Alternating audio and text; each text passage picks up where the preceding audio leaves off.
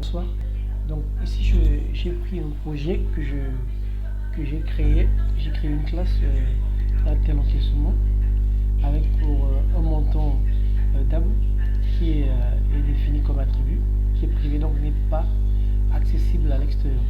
Donc après j'ai prévu aussi une méthode encaissée qui attend en paramètre un montant et il va prendre ce montant, il va affecter à notre attribut de type privé. Après il va retourner le montant encaissé. Donc le but c'est que un client se trouvant dans notre projet peut effectuer des versements dans notre application Airtel Money.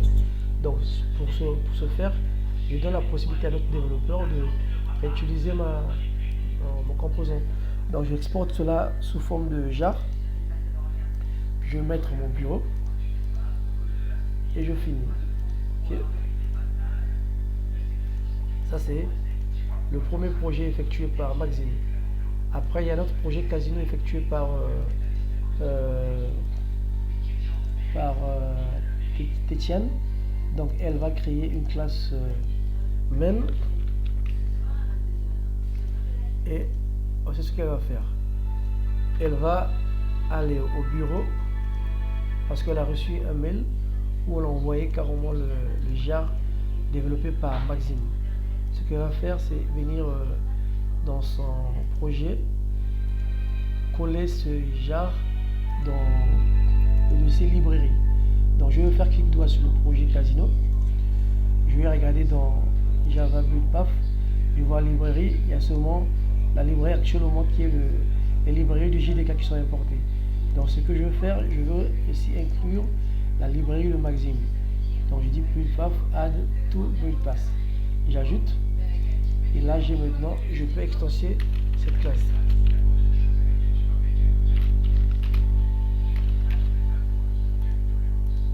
Donc je vais créer un objet comme ceci.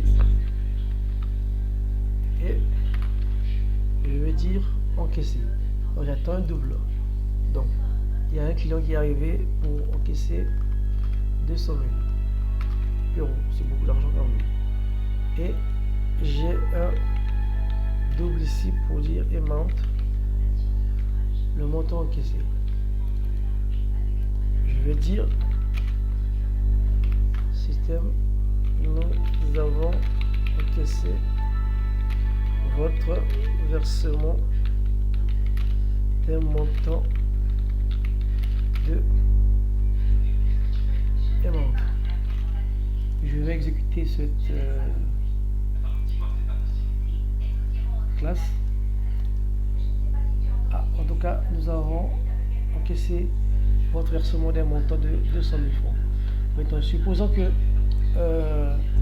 Tétiane veut en tout cas faire croire au client que effectivement dans son compte il y a bien eu les 200 000 francs qui sont partis, alors qu'en arrière-plan elle a soustrait peut-être 100 euros sans pourtant que le client se rende compte.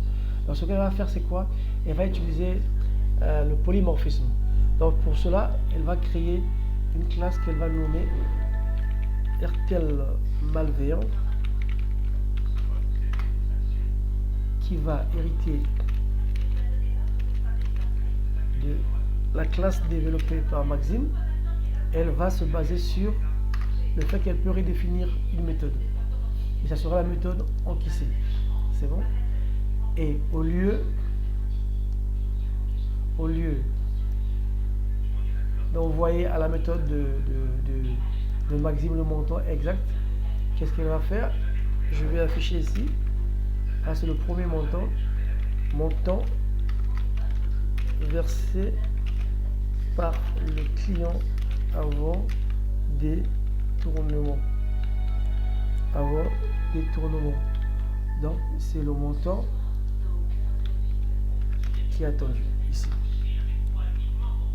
Donc grâce déjà le fait de redéfinir ça c'est la redéfinition. Or la redéfinition est un concept du polymorphisme.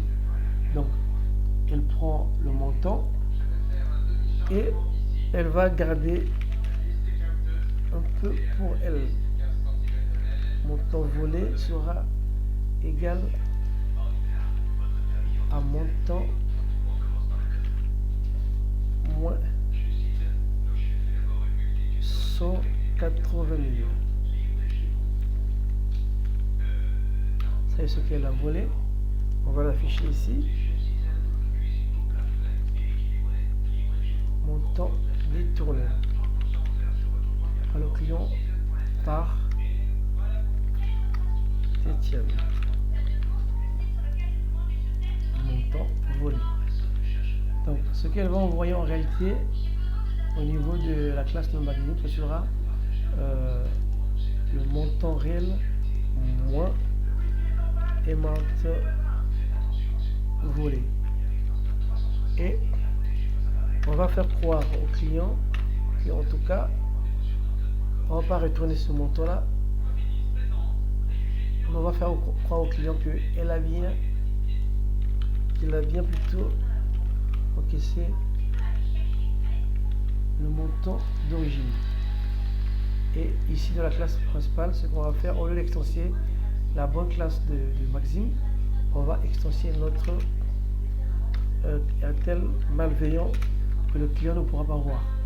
Et on va invoquer la même méthode.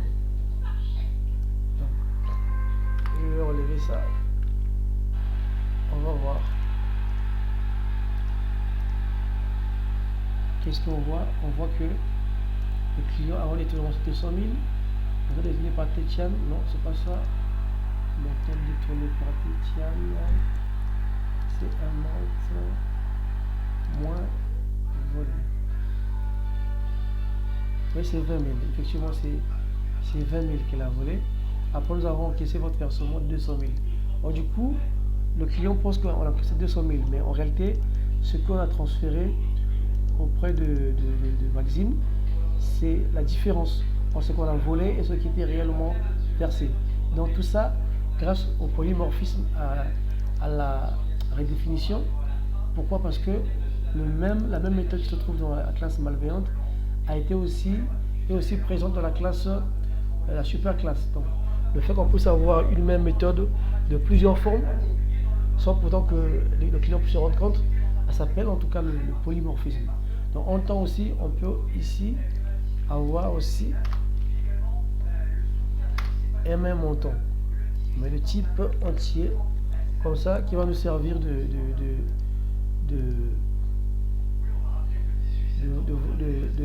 voler la partie des centimes. Donc on va essayer de passer que les centimes ici pour les montants de la partie entière pour rester avec des parties de centimes. Et donc c'est quoi le défaut de cette classe telle que Maxime a eu à la faire? C'est que on peut l'étendre en fait. On peut hériter de cette classe et changer le comportement d'une méthode qu'elle a définie. Donc si ce qu'elle veut faire, elle peut empêcher ça, en tout cas en faisant ceci dans sa classe, en ouvrant sa classe, le fait qu'elle puisse faire finale. Ça veut dire qu'une classe qui est définie finale, c'est une classe qui ne pourra plus être étendue, ou bien ne pourra plus avoir des sous-classes. Donc ce qu'elle va faire, c'est qu'elle va exporter cette classe, son composant à nouveau, et va donner la possibilité à Tétine de venir faire la mise à jour de son et du coup Tétine voit que en tout cas elle peut plus s'amuser à redéfinir cette classe. Pourquoi? Parce qu'elle est définie finale. Donc c'est la classe qui ne peut plus être étendue, c'est la dernière classe. Donc elle voit ici, on dit que attention, ce type là ne peut plus avoir des classes parce qu'elle est définie avec l'opérateur final. Donc du coup elle sera obligée de supprimer sa classe et